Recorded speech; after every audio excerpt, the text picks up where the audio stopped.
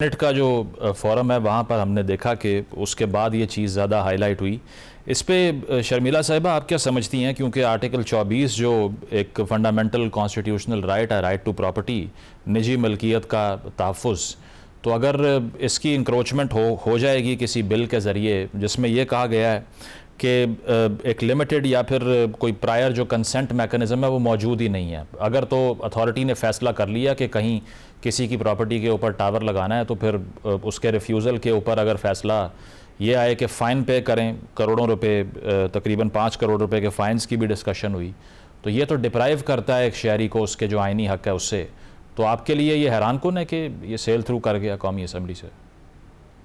देखिए जी, थोड़ा सा मैं इसके ऊपर ज़रूर आपसे बात करना चाहूँगी क्योंकि अगर इस बिल को तफसीली पढ़ा जाए तो हमें जो कंटेंशन दी गई थी वो यही थी कि फाइबराइजेशन बहुत ज़रूरी है मुल्क में। और चूँकि मुख्तलिफ औकात पे मुख्तलिफ लोग जो हैं वो बिला वजह डिले कर देते हैं कि ये रीज़न गवर्नमेंट की तरफ से आया था। बहरहाल जब इसके ऊपर डिस्कशन हुआ, इस पे डिलिब्रेशन हुई, ऐसी बात नहीं है कि कमेटीज़ में नहीं हुआ। और हमने अमेंडमेंट्स भी इसके अंदर सजेस्ट की थी। पाकिस्तान पीपल्स पार्टी की लेजिस्लेटिव कमेटी के पास ही गया था, वहाँ से भी कुछ अमेंडमेंट्स आई थी। जो इवेंचुअली ये बिल पास हुआ नेशनल असेंबली से, तो हाँ, यहाँ पर ज़रूर एक लैप्स हुआ कि अगेन क्लॉज बाय क्लॉज इसको बड़ी विजिलेंटली देखना चाहिए था। जो अमेंडमेंट्स हमने रिकमेंड की थी वो इवेंचुअली इस बिल में जब ये नेशनल असेंबली में आया, जब नहीं आई, बिलखुसूस ये जो एक पर्टिकुलर शिक है। अच्छा, थोड़ा सा मैं और भी आपको बता दूं, सॉरी टू कट यू ऐसा नहीं शर्मिला है साहिबा, फिर ये जी, आप would you put the onus on law ministry as well, क्योंकि काफ़ी देर तक वहाँ पर भी ये लेजिस्लेशन मौजूद रही होगी? देखिए इवेंचुअली तो जो कंसर्न मिनिस्ट्री है और जो लॉ मिनिस्ट्री है वहीं से वेट होके ये बिल आता है और वहीं से मिनिस्ट्री से ये बिल आता है, and then again the cabinet. Any government bill वो पहले कैबिनेट से पास होता है, उसके बाद वो कमेटी के पास आता है, उसके बाद वो नेशनल असेंबली में आता है। तो जाहिर बात है, again the prime minister and the cabinet, again onus उन पे भी जाता है। अब इसमें थोड़ा सा जो आप फाइन की बात करें ना, वो मैं बता दूं, फाइन ये नहीं है कि अगर आप किसी के घर पे टावर लगाना चाहें या कोई फाइबराइजेशन का कोई तार गुजारना चाहें घर के बाहर से, और अगर वो मना कर देते हैं तो 5 करोड़ का फाइन हो जाएगा। वो इस हवाले से नहीं होगा। वो इस तरीके से होगा, अगर आप मेरे साथ, मैं एक प्राइवेट ओनर हूँ और आप गवर्नमेंट हैं, और आप मेरे साथ एक कॉन्ट्रैक्ट करते हैं कि हमने आपके घर पे टावर लगाना है या बाहर लगाना है, जो भी, अगर मैं आगे जाके उस कॉन्ट्रैक्ट को वायलेट करती हूँ तो फिर अप टू 5 करोड़ उस पे फाइन होगा, क्योंकि इन्वेस्टमेंट होती है और तमाम चीजें होती हैं, तो इसके ऊपर ये एक फाइन रखा गया था, जो अगेन आई फील के बहुत ज्यादा इन्फ्लेटेड है। दूसरी चीज ये है कि ऐसा नहीं है कि आप मेरे घर पे टावर लगाना चाहेंगे या कोई तार गुजारना चाहेंगे तो बगैर मेरे कंसेंट के आप मेरे घर में घुस जाएंगे, ऐसी बात बिल्कुल नहीं है। इसमें ये जरूर है कि आप नोटिस देंगे 15 दिन का, फिर अगर 30 दिन गुजर जाएंगे और जवाब नहीं आएगा, then it will be deem to be thought कि जी अप्रूवल आ गई है। अगर इनकार नहीं आता, तो अगर खामोशी होती है तो उसमें समझा जाएगा कि आपने अप्रूवल दे दी है।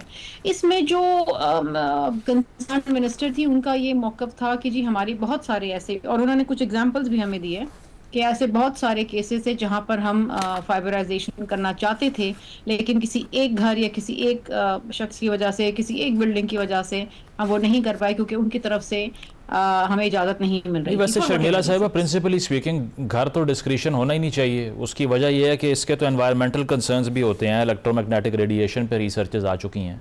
रिहायशी इलाकों में तो टावर लगने ही नहीं चाहिए, इस पर भी डिबेट है एक आप बहुत बड़ी। बिल्कुल सही बात कर रहे हैं, लेकिन हमने ये भी देखा है कि I am not defending this, लेकिन मैं सिर्फ ये कहना चाहती हूँ कि एक जमाना ऐसा था कि लोग चाहते थे कि उनके घर के ऊपर टावर लगे, क्योंकि उसके फिर उनको एक इनकम मिलती थी और बिल्कुल, खातिर खा इनकम मिलती थी, ये आपको पता होगा। बिल्कुल। तो ये लोग करते भी हैं, इररिस्पेक्टिव ऑफ द फैक्ट कि उसके क्या एनवायरमेंटल इम्पैक्ट्स हैं, वो अलग चीज है। आज से काफी सालों पहले तो इतना एनवायरमेंट पे हम बात ही नहीं करते थे, क्योंकि इतना बड़ा इशू नहीं था। अब तो हमारे सर पे आन पड़ा है।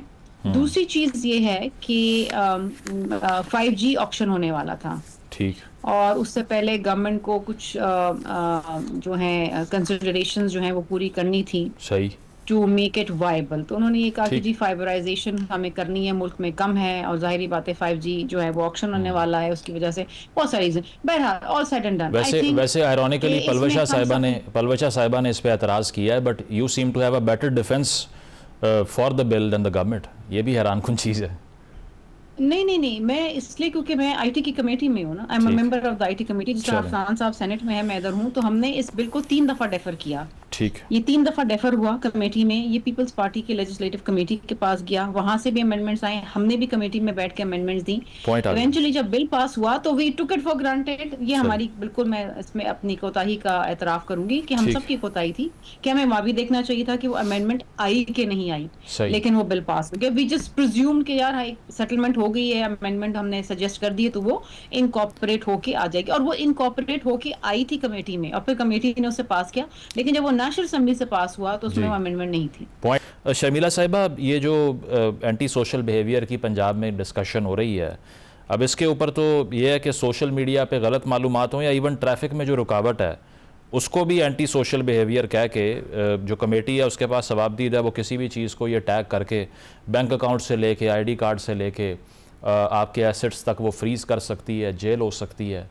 तो ट्रेजेक्ट्री क्या है हमारी कानून साजी की? क्योंकि हुकूमत का एक अलायंस में तो आप भी हैं ना, सवाल तो आप पर भी आएगा अगले इलेक्शन की कैंपेन में।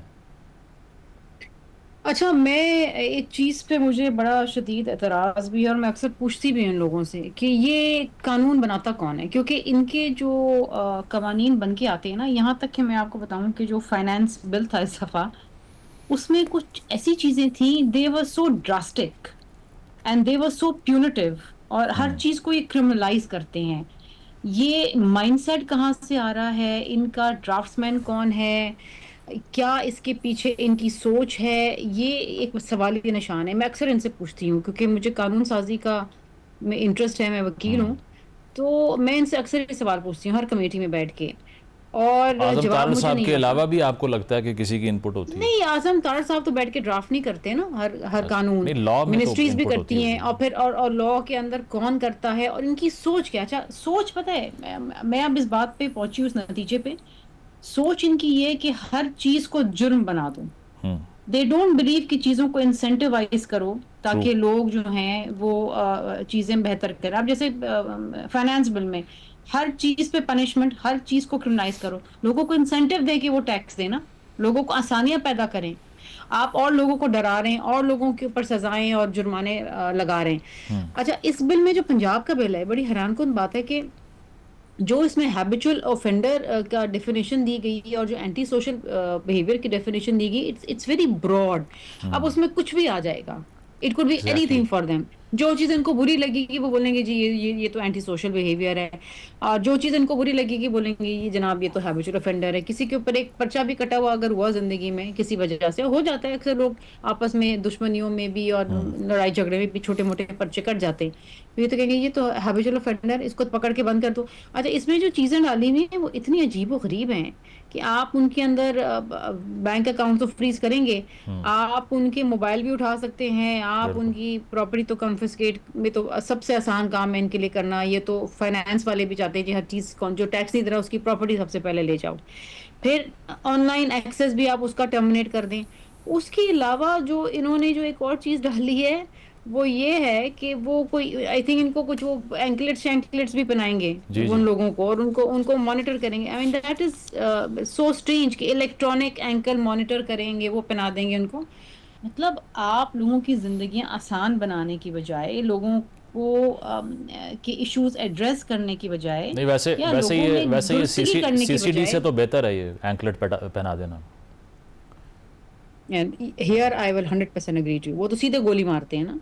अच्छा, मैं एक चीज पे बड़ी हैरान हूँ कि ये जो आपकी सीसीडी है, इसने अब तक तकरीबन कोई 1000 से जायद जो रिपोर्टेड जी। केसेस हैं उसमें कत्लेआम कर दिया है।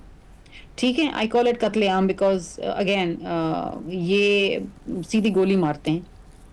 इसके ऊपर ना कोई तहकीकात हो रही है, ना कोई इसके ऊपर उस दर्जे का शोर मच रहा है जो ठीक। मचना चाहिए ना, इसके ऊपर कहीं पर डिस्कशन, ना पंजाब असेंबली में डिस्कशन होती है, ना नेशनल असेंबली में डिस्कशन होती है, ना इसके ऊपर वजीर आला पंजाब कोई इन्वेस्टिगेशन कर रही है। एक there is this deafening silence. सही नहीं, और इसको मैं स्पीकर समझती साहब हूँ ने भी कि डिफेंड किया था। वैसे उन्होंने कहा कि एटलीस्ट रोड साइड पे कोई भी अब जा रहा हो लाहौर में, पंजाब में, तो सेफ फील करता है। शॉर्टली मैं चाह रहा हूँ 28वीं तरमीम को लेकर आप क्या, फिर अगर आपने ये पैटर्न आइडेंटिफाई किया है गवर्नमेंट देखें का, जी, तो अगर क्या यही लगता है कि अगर तरीक़ेकार है तो एनएफसी। फिर अच्छा जी।